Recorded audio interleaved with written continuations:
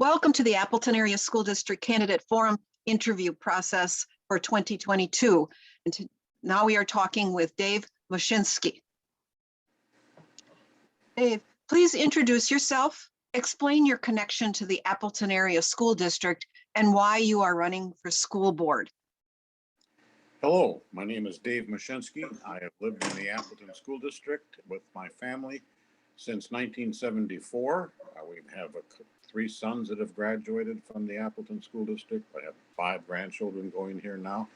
And I'm running for the Board of Education because my career essentially has been with education, always serving boards of education. And now I'd like to try the other side of the fence. I would like to serve on the side that ultimately makes decisions for the board concerning kids. Anything to add? That's it for now. Thank you. Okay. So our first question comes from Jonathan Dole, who's an 11th grader at Appleton Central High School.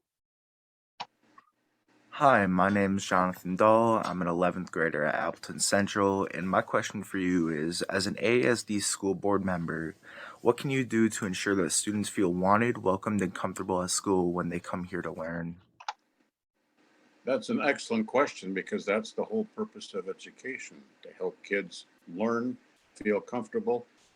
And here's a strange idea to talk about, to be able to learn how to play with what you learn. Because it's through playing with what you learn that you are able to really understand what goes on, how things work, and see where you can go with it. It is my ultimate quest to be able to have students feel comfortable and to provide them with an environment where they can attain and look forward to the future for themselves. Because it's imperative that each student needs to learn how to make a success in their lives, because we need you. Without you, there is no future. Thank you. Our next question comes from Nimrat Sadi, senior and editor-in-chief for the Appleton North High School student newspaper. Hi, my name is Nimrat Sodi, and I'm a senior at Appleton North. School overcrowding has become a more pressing issue in recent years, as we've seen classrooms overflow and closets transformed into teaching spaces. However, there has been some significant backlash towards the coming referendum. What are your thoughts on the district referendum? And for those who disagree, why are you swayed towards this perspective? The referendum that is coming up in order to reduce class sizes, particularly also to include funding for more STEM education, is something that I support. One thing I wish to consider, though, is that the research for this referendum was conducted in 2015. In the last 6 years, the enrollment in the Appleton School District has dropped by 8%, and the membership has dropped by 6%. Such that in reducing class sizes, I am certain that we need to look at what the latest data says regarding the enrollments as they come through the school system. For grades right now, 1 through 12, the birth rate in the state is 12.8. For kids born in the last 6 years, the birth rate is 10.3, or 15% less. That means that as we go through the future, there will be smaller class sizes moving through the district, and that needs to be taken into account. But anything we can do to reduce class sizes, I am certainly in favor of. Thank you very much. Our next question comes from Kirsten Mott, senior at Appleton East High School and the editor of the student newspaper. A lot of change has happened within the last few years. School districts must adapt faster than ever. What is your main goal for your first year on the school board? My main goal for the first year on the board would be to work with other board members so that we have a unified approach to the problems that we need to solve. But change is happening so fast, and it is at times difficult to adjust to how quickly things are going on. But there always is a future, and we will get there by working together. We will be working together as a school community to solve our problems, not only now, but well into the future, because that is exactly what you are all about, solving what's going to happen in the future. Right now, this year, there are 93,000 seniors eligible to retire based on their birth rate back in 1955. This year, there are 70,000 seniors that will graduate high school. That's a term I refer to as a senior gap. 93,000 ready to retire, 70,000 able to replace them.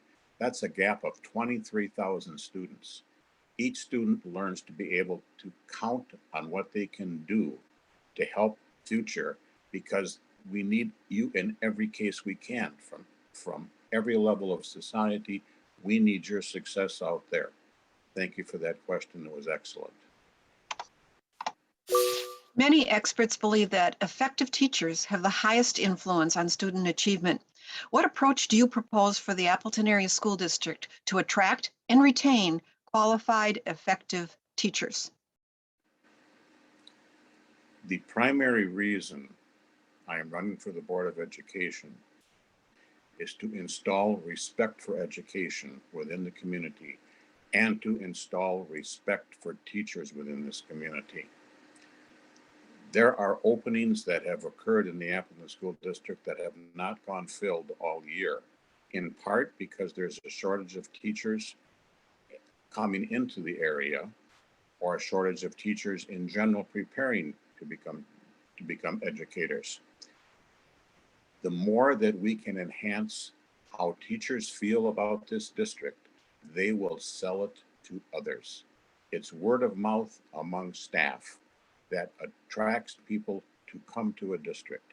And I will do everything I can to help enhance the reputation of our teachers within our school district. Thank you for your time for that question. What are the leadership responsibilities of school board members in collaboration and building consensus with administration, parents, teachers, and community? The key word here is collaboration, working together. Several years ago, I authored an article entitled The Self-Fulfilling Prophecy: How to Get Board Members to Work Together. That article was published in the American Association of School Board Journal and was reproduced in 4 state journal associations, encouraging board members to first of all look at themselves, look at what their hopes are for working in a Board of Education, and to take those hopes and view each member within the team, within the board, within the administration in a positive light, because your prophecy, as what you believe about people, is how you will act in the future. In other words, what you think about a situation determines how you're going to act on it. So look at your own self first and how you can collaborate and cooperate with others so that everyone can be successful. Thank you very much. What safety precautions do you support to keep all students and staff healthy and safe? What do you not support? Let me share a story with you about one of my past experiences where I was in a grocery store and I heard a voice behind me that said, "Mr. Moscinski, how are you doing?" I turned around and the person looked familiar, but I was not exactly certain who they were until they introduced themselves. And then I recall my interaction with that student because I was part of a backup team on that student's educational program. The student had encountered significant rage issues in school, and at times, due to family conflicts, he would just go into a terror within the classroom. I was called in as part of the backup team because, with the parents' permission, that student was held in order so they would not destroy themselves or other people's in the room. When that student graduated, they thanked the people on that team for having saved his life. He said to me, "Look, I've just returned from my second tour of Iraq. I'm married, I have 3 children, and none of them was like I was in school. You really did what was necessary to bring me here today."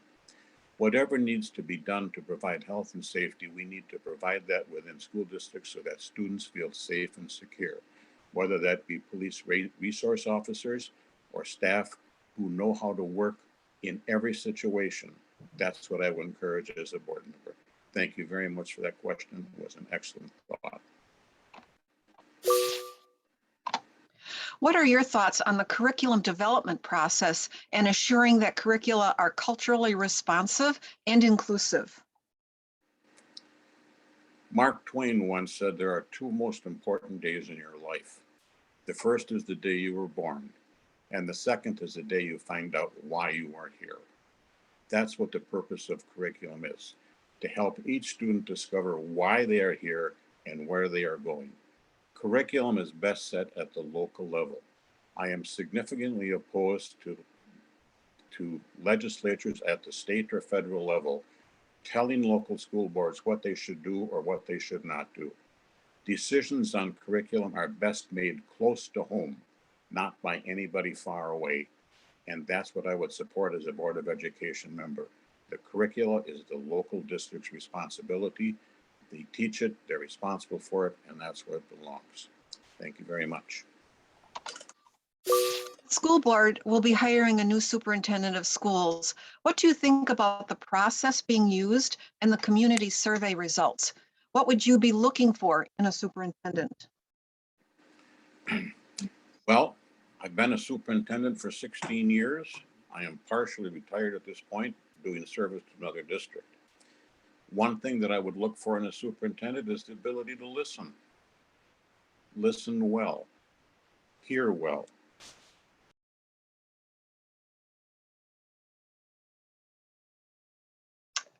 Do you have anything to add?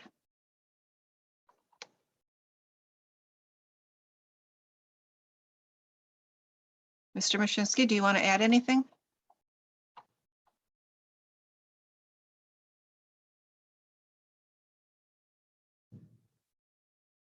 So our final question is, why should voters choose you for the Appleton Area School District Board?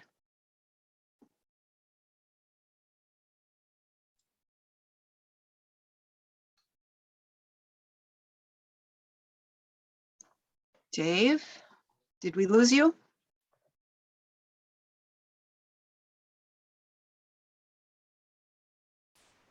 Can you hear me? I can, yes. Okay, did I miss something in the past? I can go back very quickly to, I think,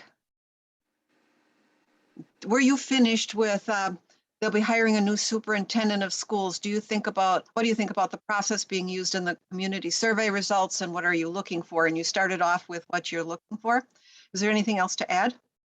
Okay, I think the process was very decent, asking community what they were looking for, what they had hoped for. I would express in a superintendent, since I've been one for 16 years, is the ability to listen, because what you demonstrate as a superintendent reflects upon the whole community, and the ability to work together and then to be able to lead comfortably. That's basically my experience. Excuse me. And Okay. thank you. So then the final question, why should voters choose you for the Appleton Area School District School Board? Well, I started my career in education in 1974. I am currently in my 50th year of consecutive service to school boards in Wisconsin. And I think the experience that I have, I've attended over 400 school board meetings, and I think that should help me understand the process and what it makes to have a school board be successful and communicate and lead the school district into the future. And that future happens every day. We work with kids every day. We have to assume the best from them every day. Because if you don't assume the best, how else are you going to act? One of my mottos is I tend to view each student as a gifted child. Now, I assume that every child is gifted, but if you assume they are gifted, you will treat them differently. You will work better with them. You will not expect failure from them. And the thing is, we do not know which students are not gifted. But if we treat them as if they were, they will all function better. It's what you believe about the future. And thank you very much. This has been a most enjoyable session. And Thank you to Dave Moscinski for taking the time to share your responses with the Appleton Area School District voters.